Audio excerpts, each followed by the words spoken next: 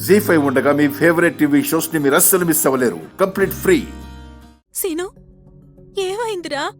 ఎందుకురా నిన్న అందరి ముందు నిలబెట్టారు? ఏమైందిరా? చెప్పరా సీను, ఏమైందిరా?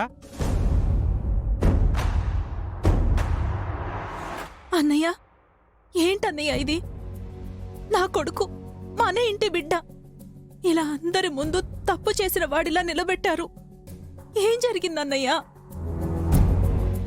నేను చెప్తానమ్మా. తప్పు చేసిన మీ కొడుకు ఎలా చెప్తాడు? రఘురామ్ గారు, మీ మేనాలు నా కొడుకుని ఎలా కొట్టాడో చూడండి. కొంచెం ఆలస్యం అయితే చంపేసేవాడు. ఊరికి పెద్ద, పైగా ఊళ్ళో ఎవరికి ఏ సమస్య వచ్చినా న్యాయం చెప్పే వాళ్ళింట్లో పెరిగిన బిడ్డ. ఇలా చేయటం ఎంతవరకు కరెక్టు?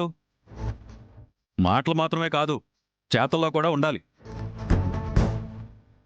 అయితే ముందు రఘురామ్ గారికి చెప్పాలి కదా, ఏం జరిగిందో తెలుసుకోకుండా ఇలా పంచాయతీలో నిలబెట్టొచ్చా? ఆయన అల్లుడు తప్పు చేశాడు కాబట్టి పంచాయతీలో నిలబెట్టాం. ఊరుకోవయ్యా, నువ్వెలాంటి వాడువో నీ కొడుకు ఎలాంటి వాడో ఈ ప్రపంచానికి తెలుసు.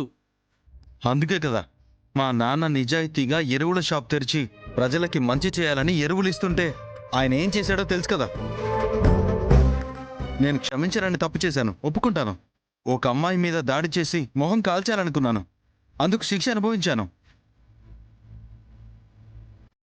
మీడియాల్లో, పత్రికల్లో, ఇంటర్నెట్లో అన్నింట్లో నా పేరే. కాలేజ్ నుంచి పంపించేశారు. నేను మారిపోయి బుద్ధిగా ఉంటుంటే ఏమీ చేయకుండా వచ్చి నన్ను కొట్టాడు. దానికి సమాధానం చెప్పమనండి. రఘురామ్ గారు, మొదటిసారిగా మీ ఇంటి నుంచి ఒక వ్యక్తి వచ్చి పంచాయతీలో నించోబెట్టాడు.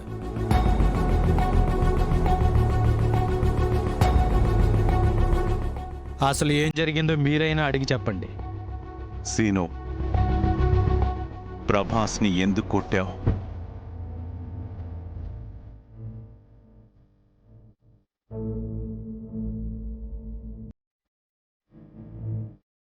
మామయ్య, అది జరిగింది చెప్పడానికి తడబడతావేంటి సీను?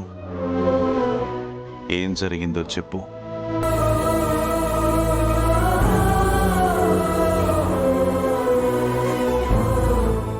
సీను, ఏ కారణంతో అతన్ని కొట్టావు? అన్నయ్య, వాడు కారణం లేకుండా ఇలా చెయ్యడన్నయ్య. ఈ ప్రభాసు కాలేజీలో మొన్న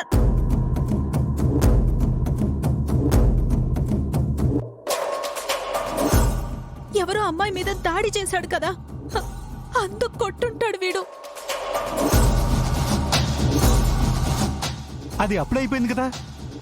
అరే సీను, ఏం జరిగిందో చెప్పరా సీను.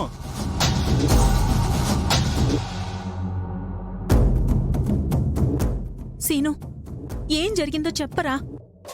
నా గురించో మీ నాన్న గురించో కాదురా, పంచాయతీ ముందు మన ఇంటి మనిషి తప్పు చేసిన వాళ్లగా మౌనంగా ఉన్న మావయ్య గురించైనా నిజం చెప్పరా.